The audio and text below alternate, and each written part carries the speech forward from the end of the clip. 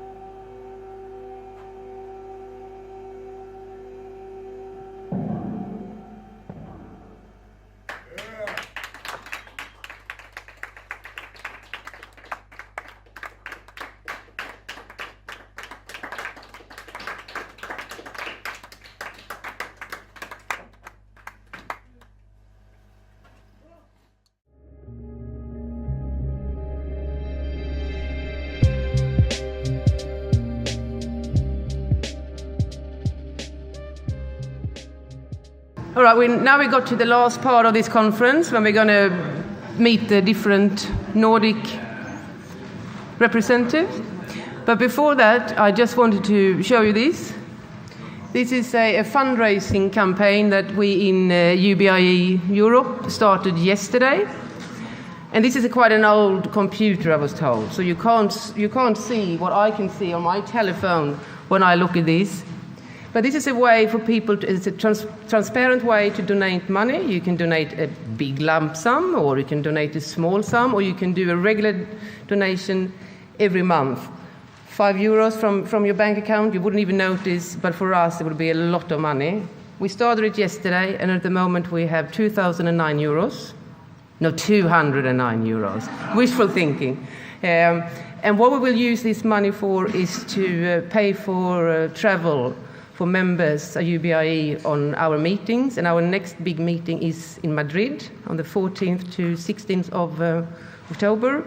I would like to get as many people as possible to come, and especially from Eastern Europe. They don't have a lot of money. It's very hard for them to travel, so we thought we need to do fundraising so we can get a broader spectrum of members from different places.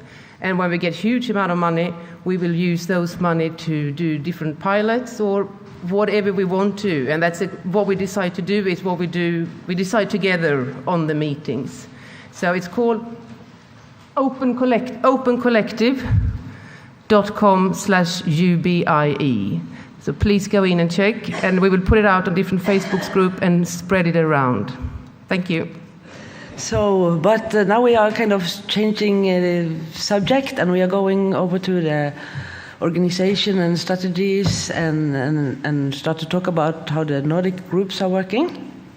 The plan is first, well, Jouku Hemmi he's one of our dreamers for this meeting. Actually, we have dreamed about this meeting for a while now, and he will have a small introduction, you can say, in 5 minutes.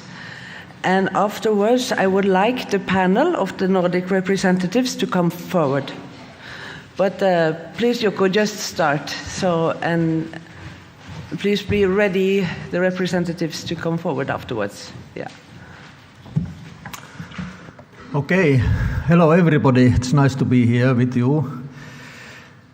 I just warmly welcome all of you to listen to my small little speech that has been shortened a bit, but I hope it will match to the contents of the fully presentation. So, ladies and gentlemen, I have restricted to speak about a quite specific theme, which is small and micro entrepreneurs, self-employed, those on the border of work, as prisoners of the outdated laws. I think in this very sense, the situation in this matter is very common among all Nordic folks. However, I talk from undersigned layman's viewpoints, but lean also on heavy experiences of my friends, who think most of the problems referred to are legal and administrative.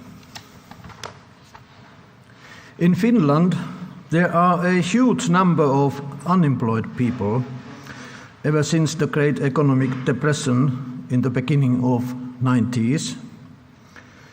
By approval of any laws or without their hindrance, the unemployment rate has stayed between 8 and 9% in average every year since, numbering from 230,000 to 250,000 people in recent years, but climbing up to even 350,000 people lately. Today it's about 350,000, 360,000 unemployed in our country.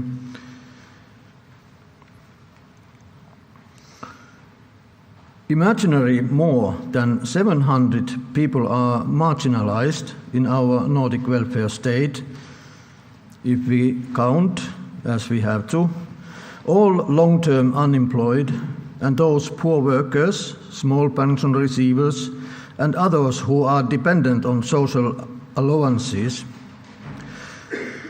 breath queues are getting longer. The gap between rich and poor is widening all the time. Old people care lies in a scandalous state, etc. All this happens regardless of that Finland is far more richer now than ever in its history. Dear listeners, the biggest hindrance in the way towards implementation of UBI may just lurk in the Holy Trinity: outdated social security system, outdated work and social laws, and last but not least, the outdated, powerful labor market organizations, including the so-called Tupo negotiation table. This is a table where employers and trade unions, but also our government, are together deciding on all working conditions of people on the labor market. As I quote Götz Werner, so I a bit quote him again: UBI facilitates work for a job seeker, but concurrently provides the employer,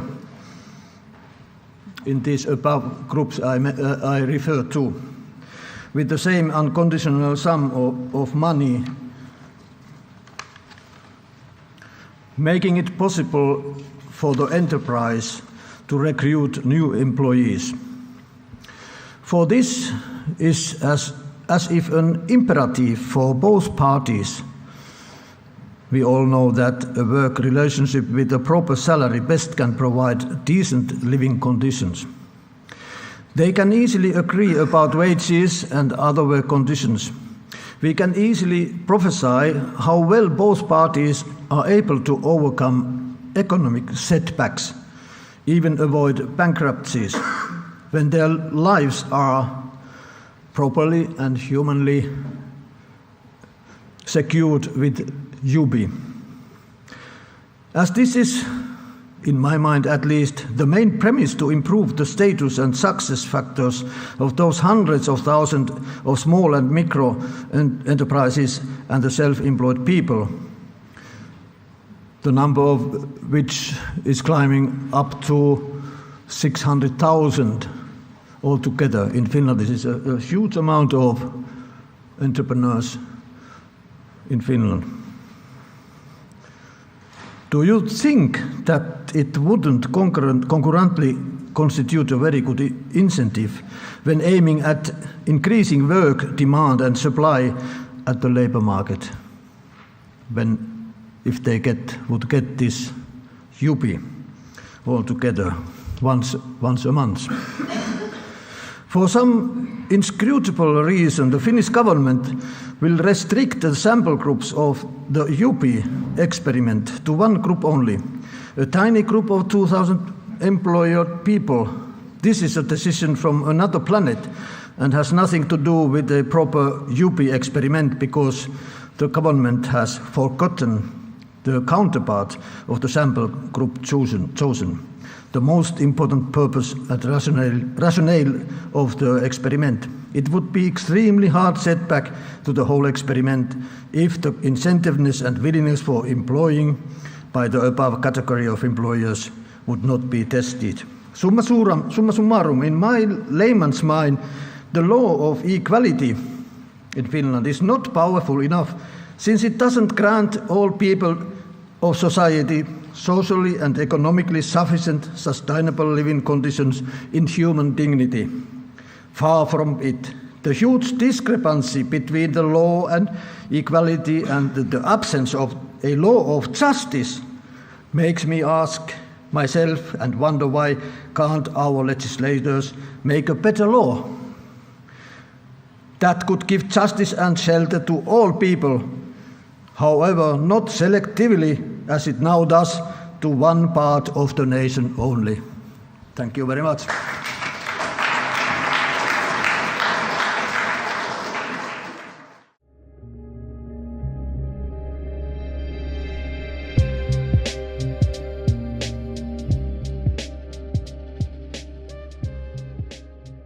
Now, I would like to invite the full panel up, the representatives for all the 5 Nordic countries we have here. We have from Iceland, we have Albert Sigurdsson from Pirate Party, and from Norway we have Øyvind Stensen, he's spokesperson in Basic Income B in Norway. And we have from the Basic Income Network in Sweden, we have Martin Jurde. Okay, maybe. Yeah. And from B in Finland, we have a chair, which is Simo Ruotinen. And B in Denmark is represented by Dr. Kolding. So, welcome everyone. We have challenged the representatives to share to give a short presentation of the movement in their countries and share the best practice and their challenges. And yes, so and we asked them to maybe keep to about 5 minutes would be great, and then we take a discussion to discuss strategies and ideas, and to figure out how to strengthen the movement. We have we want to start first with Iceland, Albert Sigurdsson, and then Norway, and then Sweden, and then Finland and Denmark. I've sent this information in before. Yes, please, are you ready, Albert Sigurdsson? Yeah. I'm Albert Sigurdsson, and I'm working for Statistics Iceland, but I'm not here representing the Icelandic government, but the Pirate Party. And actually it says here that I'm working for BN Iceland, and since it doesn't exist yet, so maybe I will start it when I get back. But basically, the Pirate Party, we have, as you may know, been quite popular in the opinion polls, and there is an election in late October this year, and we hope to be able to bring forward some of our policies. We have over 100 policies about very different, all kinds of things that we have been discussing in the last few years. And we hope to be able to get 10 to 20 persons into the parliament out of 60, so that we can bring forward these policies and make Iceland society and the welfare state of Iceland a better place. Not that it's a bad place, but we want to make some things even better.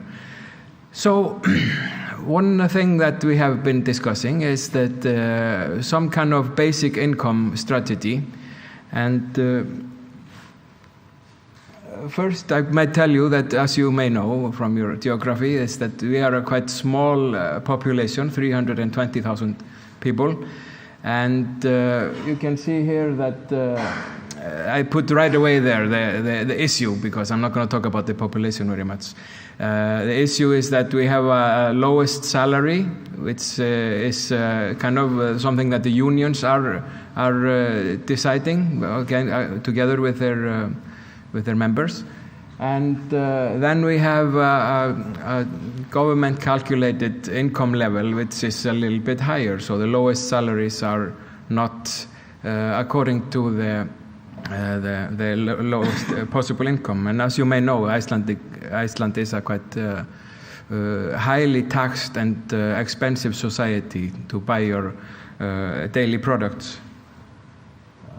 So the Pirate Party, we have a plan for a negative income tax, and it's based on the personal tax credit scheme.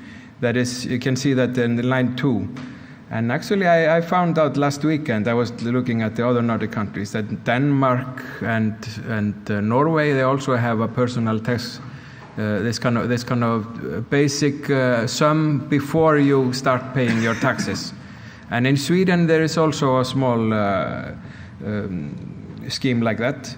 But we are thinking about using this towards the negative income tax. So the first step would be to make it so that people who are not using the tax credit, they can get it paid in cash.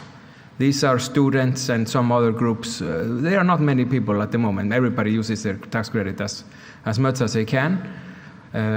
So the first step would be to make it payable. And then another step, which is also in our policies, is to take away all the different conditions that you have when you get the basic, the unemployment benefits and other benefits. That's another step. So we are thinking in steps, one step at a time. And then the third step would be to start paying, start raising slowly. This is the second line from the bottom. Start slowly raising the tax credit so that it would approach eventually the basic allowance that is calculated. And we hope that this will be possible along with other schemes that we have in place, which involve raising the tax on resources, and companies who are polluting should also pay for that, and so on. So we also have thought that we would not like to raise the income tax. So this is quite much in accordance with what we hear here.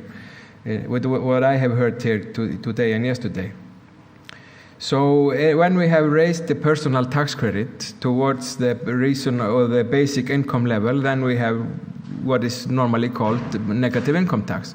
So this is our first kind of idea of what to do.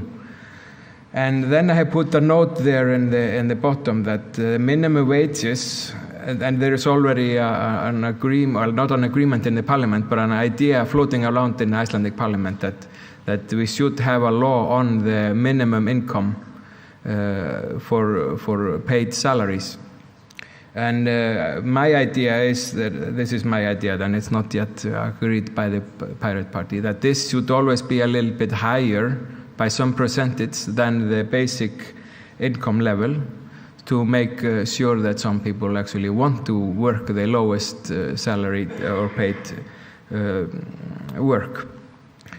And then, in addition to this, we are now discussing, it's not been decided yet, a pilot project for a full basic income, and we would like to try that in a community, not with a randomized selection of people. We would like to include a whole community. And being a geographer, I have selected for discussion, of course this might not be the end result, the small region of 20,000 persons around Akureyri in North Iceland.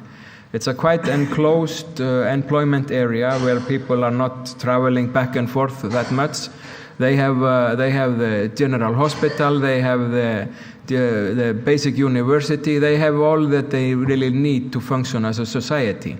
Although, of course, some people go to Reykjavik and to abroad to get very specialized education, or if they have some kind of illness that needs better treatment than in the local hospital.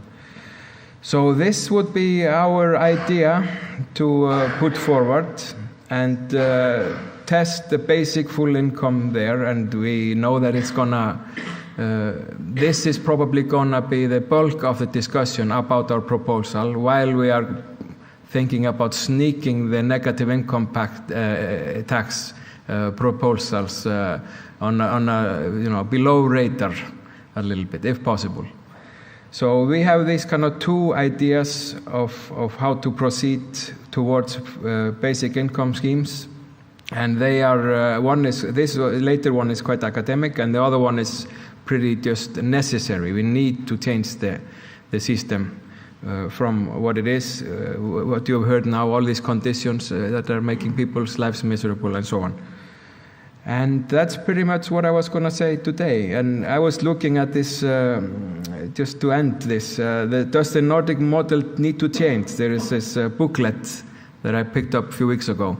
And there are 6 ideas about what needs to change. And I think with good intentions, the idea of basic income is part of the answer towards at least 5 of them. I'll leave you with that. Thank you.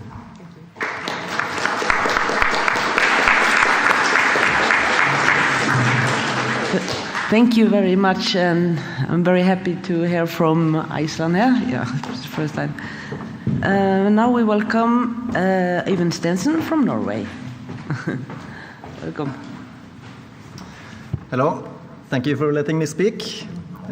Being Norway is, of course, Norway is not such a huge country. We are a group of mainly activists. I guess a bit more activist in nature than perhaps the more academical roots of being international. I have to give credit to Anja Askeland and Greta Antona Nilsen, has been driving the effort for years now, trying to pick up what you've started, and still continuing to do a good job. Of course, Norway, as everyone probably knows here, is an oil-fueled economy. But it's actually also, in combination with the oil, we've had this amazing economic boom, not only because of the oil, but because of our strong social democratic roots also. The right wing wanted to privatize the oil boom in the 70s, but we didn't let them, and that has kind of been also a big change for Norway. So we're proud of those roots. Of course, our good economy the past years and we haven't really been touched that much by the financial crisis. So the market for new ideas hasn't been that big in Norway, but things are a little bit starting to change now, where the interest for a basic income is growing quite rapidly, I think.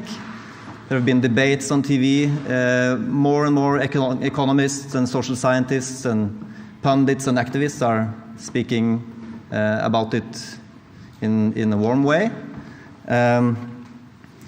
Of course, this is also fueled by the recognition that the oil won't last forever, and certain economic things on the horizon also. IMF came with a report that said, well, the economy in Norway is pretty good, of course, but we have a very high personal debt level, which is, of course, they kind of alluded to it being a bubble. And of course, as in the rest of the world, we have a growing economic disparity in Norway. So this has led to an increased attention towards the UBI. I want to say a few things about our oil fund, which is a Norwegian state's pension fund, as it's called. So the oil fund is currently at 7.5 trillion kroners. That's like 800 billion euro. And we have this political rule that's been made that we can only use from the gains of it each year.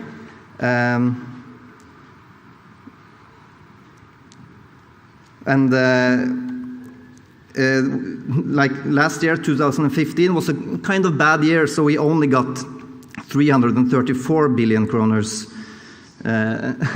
from that. That's the 35 billion euro.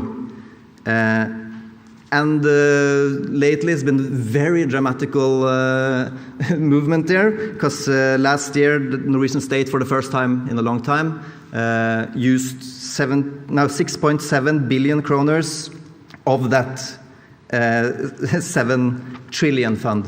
So that's kind of a crisis, I guess. And this fund, we've always heard, is for a rainy day. So I guess we had a little bit of rain, and of course this is jumped on as a kind of crisis in our economy, what's on the horizon, and now we're broke almost, kind of. So now, of course, political opportunism hits in, and there are shouts: we have to work longer, we have to work harder for the future of the welfare state, and all this. You have to stå opp om morgenen, as we say. It's been almost a mantra. We get up in the morning. It's been this very kind of berating way of. It is a testament to the negative view of humanity, I guess some people have. And at the same time, I think we have this kind of a little bit hysteria and a little bit gold rush where everyone's trying to grab their stuff because we don't. The future is a little bit more insecure, of course, but they are probably overdoing it quite a bit. But of course, in the future, there may be fewer jobs. The unemployment has been rising a little bit. The oil industry has had some cutbacks, which are a little bit dramatic, and they will probably continue. So as we got this, because the labor market, if you put it in a simplistic way, can be a kind of game of chairs. And there's always one chair less than there are people. Usually, I guess that's usually how it's like. But if you start removing chairs, as might happen in the future, it becomes, and you force people to fight for the remaining chairs. So you have 10 people and 5 chairs. That's quite. It's a bit sadistic, I guess, to tell them they have to fight harder, and that kind of shows the distrust that has been in the neoliberal system. That has been, I guess, just slowly taking over Norwegian politics back away from the social democratic roots. But of course, every relationship in every kind of way is based on trust. If it's going to be a fruitful relationship, we can't have a system based on distrust. We like to say in Norway that a UBI gives people what they need, and I think what we instinctively need, know our children need, what we want to give our children, are dignity and safety, and that they are able to learn the connection between freedom and responsibility. And that is, of course, a good way indicator that that's what's good for everyone in society. That's what's we know it instinctively. It's best for humans as it is for our children. Short words. I've been putting on so much free hours in my personal work a few years. It's of course been a driving factor to understand the value. If I had a basic income, it would be less of a burden for my family. I had to live cheaply, for instance, to start my own projects. I saw a statistic back 2-3 years ago, which said that the major factor in for a successful entrepreneur is having money in his family or her family. If that is the basic factor of a successful startup, then a UBI will probably be a good investment in getting more successful startups and people being able to realize their dreams. I'm going to end. Well, first, we have a party that has. I'm a member of the Green Party, MDG, Miljøpartiet De Grønne in Norway also. We have actually had in our program for 2015 that we wanted to explore a UBI and to set up pilot projects. And hopefully it's coming into the program this year also. Lastly, I want to show you a little bit what we've been doing in B in Norway. We've been working on the logo and profile for Norway, and we are happy that the International BN has adopted a kind of similar version. And this is designed by Glenn Slotte, who is chair in BN Norway, and myself. And I think presentation is important to hit the public. So, and I'm working with graphics usually in my daily life.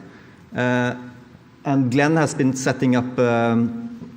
We have a design manual. We can, if any of our sister organizations want to kind of update their logo, we can help you adapt. You can adapt to your color schemes, perhaps, or we can replace the Norway thing with your countries. It comes with a design manual that tells you how to use it, etc. So it's almost semi-professional, at least, this design manual. And then, lastly, can you put up the website? Glenn has been working a lot with the website. I've only done some of the graphic adjustments. I think it turned out pretty well, and we can be asked about if anyone wants to update their profile or website. Again, I'm sure we can consult you in some way. Thank you.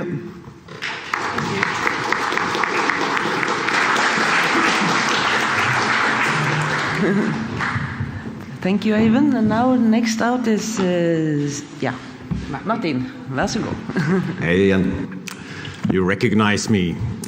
So I put on a different hat and represent the BI movement in Sweden, which I've been a very active part of for the last 3 years. Actually, my personal story is that I got unemployed. My company went into bankruptcy, and I stood at a party, slightly drunk at 2 a.m, and decided on what to do with my life. And someone suggested basic income. And here I am. I've been doing a lot of that. Sweden is the largest country of the Nordic ones. I like to think that even if you're filthy rich in Norway, we sort of are the trendsetters for culture. We're also a bit pompous. We have a very active BI movement. We have very many people that talk about it. And the media is nowadays all over it. It's written every week, several times a week. There are articles about basic income. And in general, I would say we've broken through the wall that even though it's not debated in parliament or taken really seriously, a lot of people in Sweden, the common man on the street, does know something about basic income. And this was not the case like 10 years ago. I think what we have in Sweden is a large network of individuals, but we are not organized. If we put up this web page, this is sort of basinkomst.nu. Nu means now in Swedish. So, that's sort of unifying factor. Everyone can look up information on that, but it's not formal. It's not that we have an organization that have these demands that want to do something. What we have is a loose network of local organizations that have decided on a joint sort of platform that we can all accept, a minimum level. But we work very independently. There is no BN Sweden. We haven't a chapter, and there's been discussion on that. We have some representation in Basic Income Europe, but I would say most Swedes that are talking about basic income are doing it from a national perspective. They're mostly talking internal politics. What we do have, and which has been very good for us, and I think you could copy to other countries, is a very active Facebook page. It's called Basinkomst equals medborgarlön. So we get both the commonly used names in the same place. And it has something like 8,000 likes, and we publish information every day. We link to articles, videos, statements, interviews. We give heads up on seminars and things like this. And it reaches a lot of people. And I think that has to do with that basic income has really become a positive word. It's something that people are kind of curious about, and they can hit the like button or the share button. They still don't really know what it is or how it would be implemented, but they have sort of a positive view on that. So when we worked, this started with the ECI campaign, if you remember that, in 2013 for petitioning the European Commission to look into basic income. We got huge numbers. We had more shares and likes than the political parties in Sweden, and it sort of took off. It's not at that level now, but we have a very active presence, and we've set up a rotating scheme of editors, so it's not one person posting all the time, but every week we have a new person, and I think we're about at least 10 persons posting actively, and it works very well.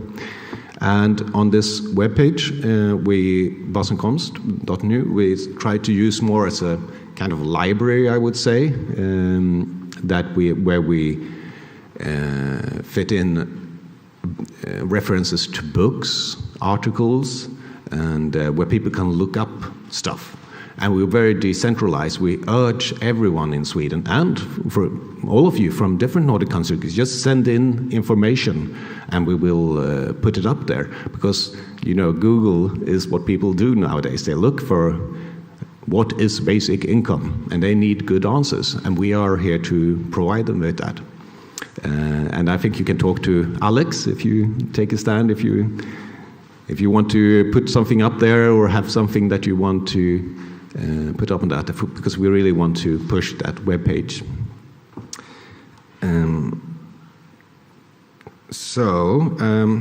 What we have is a slight problem with activity at the local level.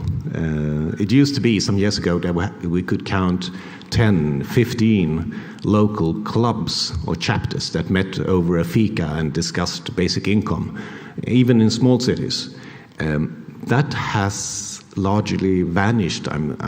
It's only present in the big cities now, which is kind of a problem because people don't really know what to do with it. What is the next step? Okay, we can talk a bit about basic income, but what are we supposed to do? And there's been no real presence in the political arena. We don't have politicians standing in parliament talking a lot about basic income. So that's an organizational problem where we're looking into and how we can get people to actually be more, not only like it and share it, but become active as well. Lastly, some words on politics. I was up here talking about politics a while ago. We have, after 8 years of right-wing government, we now have a leftist government, red-green.